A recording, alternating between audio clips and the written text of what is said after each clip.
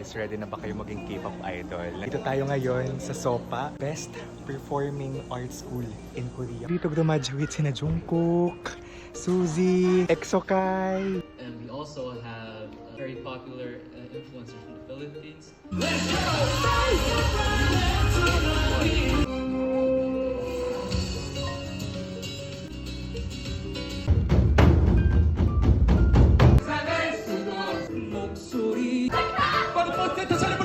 안녕하세요, classmates!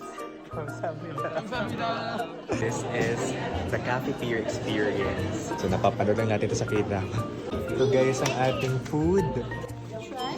Alright, I'll try Okay, this. I think Ito na tayo guys in our uniform. Dance classroom to. Ito yung mismong classroom. tagal ng recess. Music room. Dito sila pa practicals guys. Depende ba dyan? Individual piano room. Dito may studio kung saan tayo. Dito ako sumasayaw. Kaya tuturuan tayong sumayaw dito. Have you ever danced before professionally? No.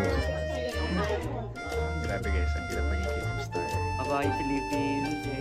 감사합니다. This ends our tour dito sa SOPA. It ended with an awarding ceremony as K-Creators. Nice to be in this school, diba, na very exclusive, na nakapasok tayo dito. I hope nasama ko kayo in this experience.